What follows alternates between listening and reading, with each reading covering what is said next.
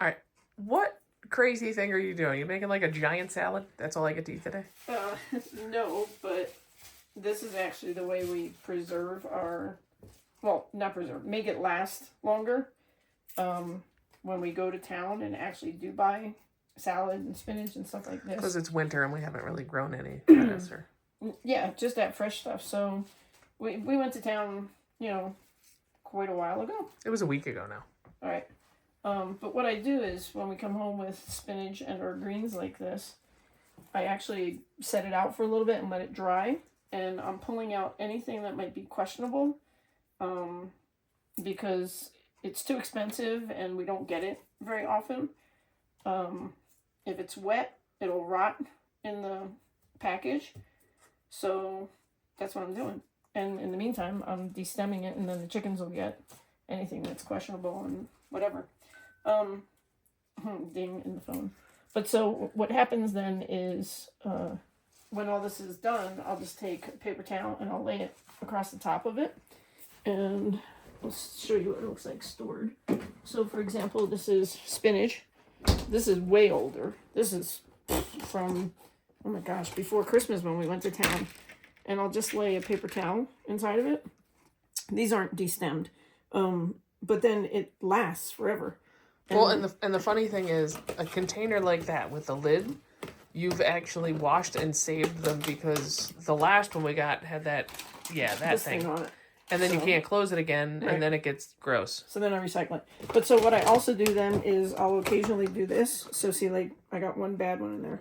So I'll open this back up and get that guy out of there. Before it makes all the others bad. Exactly, because, it'll do the same thing. But we have another spinach container in here, I think, at this point. No, I think... Yeah, down on another shelf, doing the same thing. But it makes it last so much longer. And then we did at one point do a video about putting everything in mason jars. So with that, like for example, some grapes, some mushrooms that still look great. They're a week old. Cut the butts off. I should run a paper towel through here. There's a lot of moisture in that one though. But so if you just put a paper towel on the bottom, put them in the mason jar. And you started actually destemming the strawberries though. Yep. There's little tomatoes in there. There's blueberries in there. But they last forever. It is the greatest thing. So, it's just something we're doing. And then let's take a walk into the one pantry and I'm going to show you what I do with the bananas. I'm actually doing an experiment with the bananas right now. So we've got bananas in varying ripenesses. You can see all our beer now. But I wrap the tops with saran wrap and I'm actually trying a different process this time too. Oh, see, there's some moisture starting in there. Because I was trying to see what the best way to actually preserve them was. So I heard something about a paper bag, but I thought that ripens them faster. I think maybe you're right. So I'm gonna take these out. I don't think that's gonna work, and we'll just put them in here, like with our apples. Because that seems to be working out really well, just sitting there. Yeah, and then I don't know if you can pan back in here, and you'll see our sweet potatoes and squashes and things like that down the bottom. All right. But this was an experiment, and I'm glad I checked because I don't feel like it's working because of the moisture. So we'll take those out of there. But that's what we're doing with all the greens and stuff. We just find it lasts forever. And, as homesteaders, we're not, what's today, the 2nd of January? Yeah, it is. We're not going back to town till the 17th, for sure. And that's even if, we don't get belted with snow and stuff like that. The snow's been pretty generous right now. And it hasn't snowed a lot. But so all of this stuff will last us all the way until that point. Yeah. And, then we'll if today's the 2nd, it's another 2 weeks because some grocery shopping. Today's Thursday. It's going to be 2 Fridays from now, so. Yeah. But so it's just little tips that we've learned that have helped, and if it can help other homesteaders or even people living in the cities so you're not wasting things. Any waste that we actually have goes to the chickens. Even banana peels. I cut them up into little tiny pieces. They love banana peels. They love tomatoes. They love those little bits off the ends of the greens. So we don't really have waste and trash. It's actually made it a little more difficult to compost too because we don't have the green because everything goes to them. Yeah. And we don't waste a ton. No, we don't. So that's what we were doing today. So I walked you through a couple other things. So I guess we'll call this video veggie preservation, veggie and fruit preservation. But it works. That's why we're sharing it.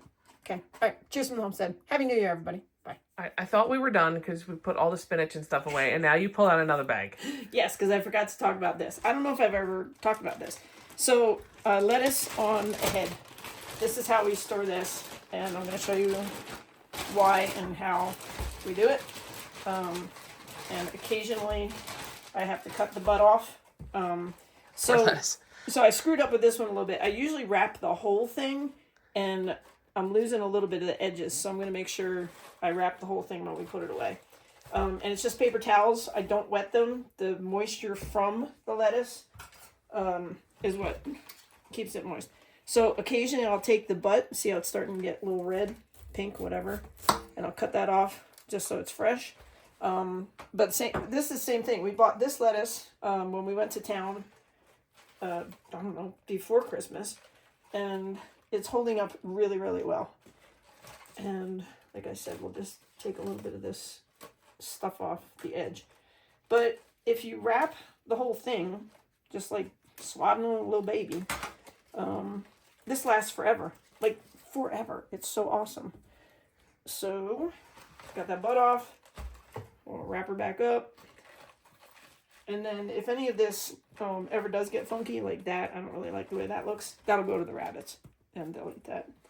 So we're good with that. But, alright. Let me just start over.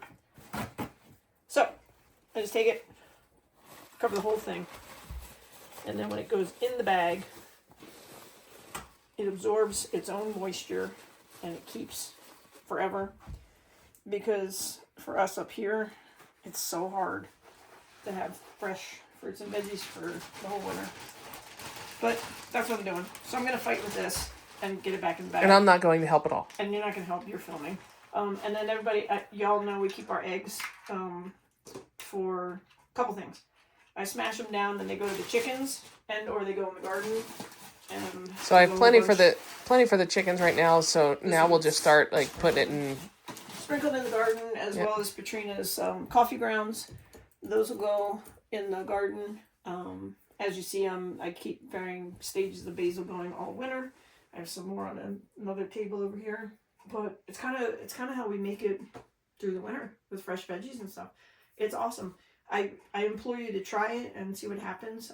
Yeah, it takes a little bit of time. Like we had to destem all those other pieces of lettuce and arugula and spring mix and stuff like that. But we actually didn't have to destem it. We destemmed it because it's easier for us. Yeah. And we were already going through it, but really just kind of pulling it out like that, making sure like one or two little yucky ones is off of there really helps. Yeah. Even when we do the grapes, we'll inspect every single grape as we pull it off of the stems. Yes. Vine, whatever. And then they go into the jars.